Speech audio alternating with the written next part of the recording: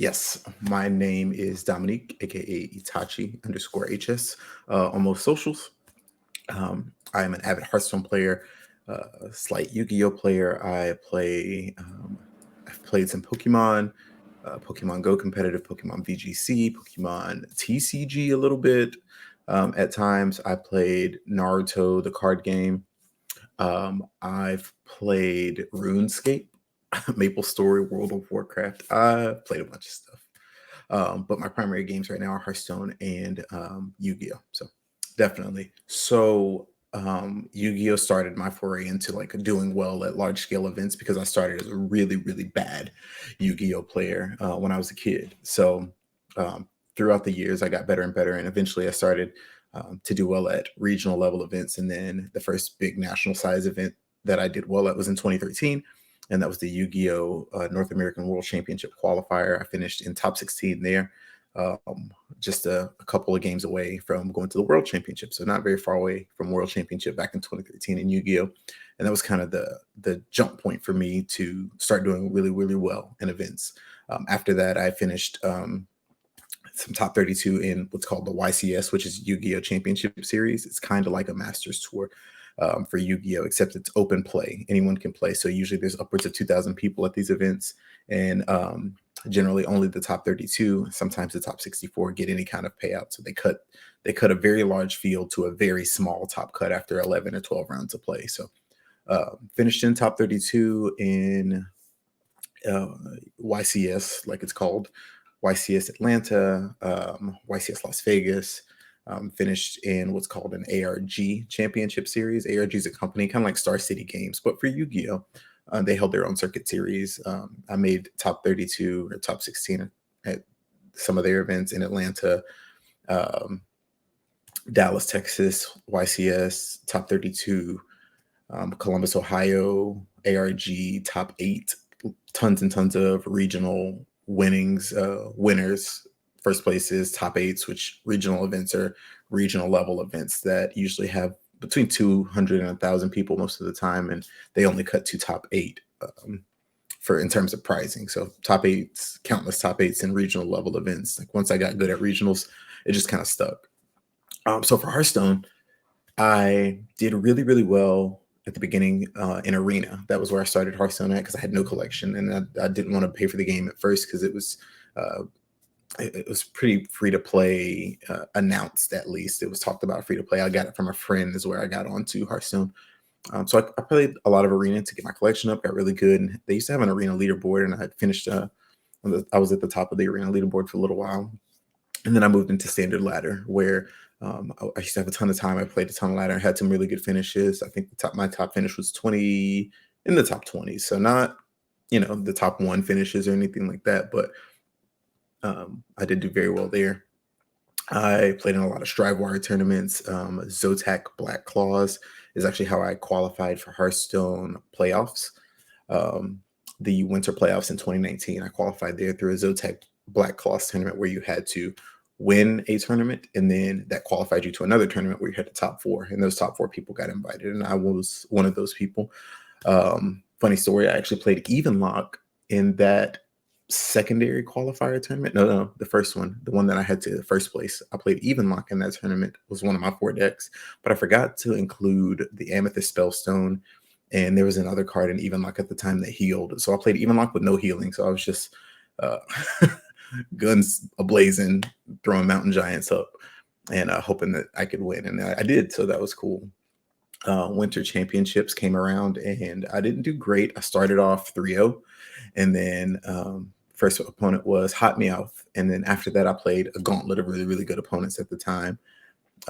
So I fell off there, didn't do great, didn't make a top cut finish there. My next top cut finish was DreamHack at Anaheim in 2020, early 2020 is when DreamHack Anaheim was. I top 4 there, beating Jasan, beating Muzzy, Killing All Day I played. So that was a very fun and interesting tournament, and managed to do well there. And since then, I haven't been really so blessed with the time to play a ton of Hearthstone. I play in my free time when I can. Not really enough time to qualify for a Masters Tour by ladder or by qualifiers. I play a couple, but I've gone far in some qualifiers, gotten to some finals, some top fours, some top eights, um, but nothing's gotten me there all the way so far.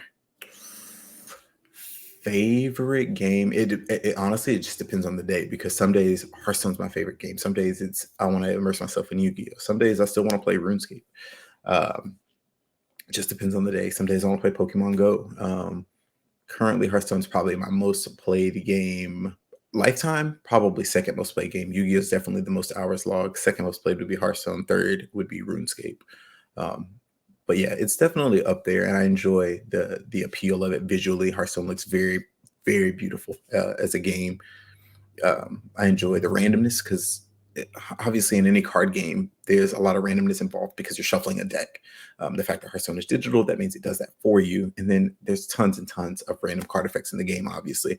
I am an enjoyer of things like that and things that I can calculated randomness. So like Zephyrus was my favorite card in Hearthstone because it was like you had to very much calculate how you were going to use it. There was a limited pool of cards, and I know that you think about a card like maybe Unstable Evolution or an Evolved Shaman effect that evolves a monster's level by one. If you know the card pool of all the monsters that you have plus one, then you know what your odds are to draw or to evolve into a taunt or to evolve into a rush or to evolve into a charge or to evolve into a lifesteal. So people think that like randomness is just completely random, but if you know those separate card pools the same way we knew the Zephyrus card pool, then it takes a lot of the random element out of it, and you're able to statistically increase your chances to do what you want to do in the game.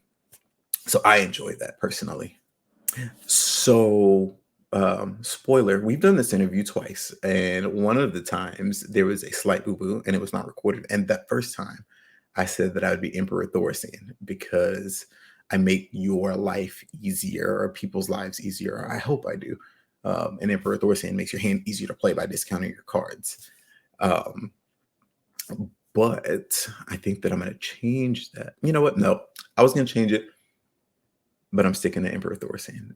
Not the most popular card, not really played in a while, but in terms of the actual effect of it, what it does is a really good thing. Mana reduces. Either that or a ramp card, maybe Guff. I could be Guff too. Guff is pretty good. Guff is tough. Accelerating a game plan instead of, maybe not making things easier to play, but maybe giving you more things to do, maybe giving you more mana to work with, giving you more life to enjoy. So more experiences. That could be a thing. So maybe Guff. Thorsan or Guff, one of the two. Big, yeah, Emperor Thorsan's a bit maybe power hungry. So I think I'm going to go with Guff because I'm a little less power hungry than the Emperor. Yeah. So all of the above, really. Of course, if you're a competitive player, every competitive player's ultimate desire is to be a world champion. I would love to get that far in the competitive landscape. I'd love to be a part of competitive design for Hearthstone. There's a lot of room for, I think, clarity in Hearthstone in terms of their competitiveness. Masters Tour qualifiers, you have to go through a weird process to find them, register for them, and play in them. You go to the Hearthstone site and it gives you a schedule that sometimes can be kind of wonky, that takes you to Battlefy, which gives you a different schedule. And you got to make sure your time zones are correct on two different websites because one of them might be in your own time zone, but Battlefy sometimes defaults to a different time zone. So I would really love to see that streamlined, and I would love to see that competitiveness made easier and more accessible for players as well, because one of the things that most card players enjoy is that if you're a Magic the Gathering player or a Pokemon player or a Yu-Gi-Oh player, you can go to a regional event and compete, or you can go to a national level event in a YCS or the equivalent events in Magic and Pokemon, and you can compete. And there's not really that in Hearthstone. You really can't compete unless you do the qualifying. Your competition is just the game itself, playing ladder or playing Master Tour qualifiers. So I'd really love to be a part of that competitive landscape, and I think that I would want content based around how that can be improved, and how some of the structure ideas that I have in terms of even different formats, ways to play the game. I know that we tried Specialist out. There's Last Hero Standing. There's Conquest that we use pretty regularly. There's a ton of ways that you can structure the way that Hearthstone is played competitively, because it's a digital game and because you have 27 deck slots. You can do a ton with that. And I think a lot of that stuff is unexplored in terms of tournament play, and I don't like that. I'd rather there be more exploration rather than more safety and stability and trying to keep to what we already know, which is conquest, best of 5 or best of 3. Um, so yeah, I would love to be a part of that in terms of content, in terms of competitiveness. Want to like really immerse myself as a part of the game in the community. Really want to be seen as a person that has pushed or that has been able to create the things that I was just talking about. Not necessarily for popularity's sake, but just to know that there's someone pushing for those things and that can see the clarity of it. I've done organizing for Yu-Gi-Oh tournaments, and I know how wonky and shaky that tournament organization can be. I also know how streamlined and how easy it can be if you do it in a way where your staff who you're using is comfortable with the event, and also the players are excited about what you have going on. In the Hearthstone, okay, so in the Hearthstone client, I remember I was talking about this, and I've talked about it a ton of times. The Mercenaries game. Mercenaries is obviously not necessarily Hearthstone itself; it's Hearthstone Mercenaries, but I think that game is it's very easy to get addicted to that game once you get the flow of it, right? But I think it is the kind of game where the space restrictions, or lack thereof, there's so much space in the game on the board in your collection. I think it's a game that would really benefit from it being played landscape as opposed to, I'm sorry, playing portrait as opposed to landscape. It's currently landscape like regular Hearthstone. We have to turn your phone sideways, a lot of this, as opposed to playing it like this, one-handed. And I think that that is a huge, huge deal. It's a bigger deal than anyone cares to make or anyone has cared to notice. But to me, that's a massive deal because I would still be playing Mercenaries most likely in my downtime or spare time or maybe during recreational time or like, I don't know how the nice way to say like a restroom time, but like when you're in the restroom and you want to like play a quick game, you can't do that when you're turning your phone sideways. I don't think it's not the same. I don't know. Or if you're just sitting around, lounging on the couch and you're playing a game while you're watching TV, people play stuff like Candy Crush, um, word games like Word with Friends, all those games like that. A lot of them are mainly portrait based and not landscape based. And it makes it easy to be immersed in it because you're only using one hand, which means you're free to do anything else with this other hand, whether that's multitasking a different activity. And Mercenaries is the type of game where you can click what you're going to do and then move on, and then wait for the next turn and see how things are going to play out. So really, really think that's a big deal. I would change that in the Hearthstone client if I could, as opposed to standard. I would have cards moving in and out of standard more frequently. I think that the classic rotation is awesome. I think that the classic set, I'm sorry, standard rotation um, is awesome. And I think that doing it once a year is probably too little.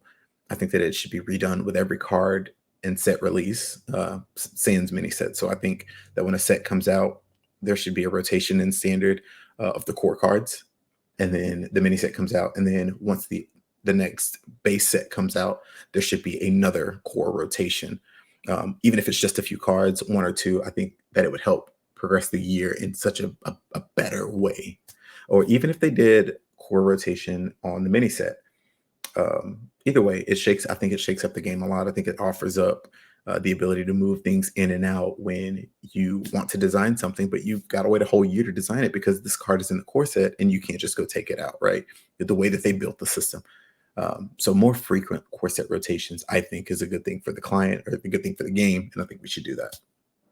I enjoy, just as a tidbit about me, I've talked about the games that I enjoy, Hearthstone, RuneScape, Yu-Gi-Oh, all those.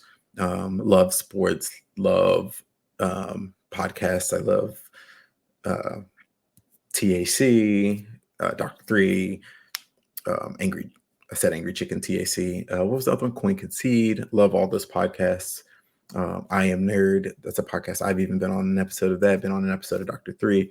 Love doing and being on podcasts. So interesting things coming in that regard. Um, Also love sports, basketball, football, two of my huge passions, but that's just some stuff I like. So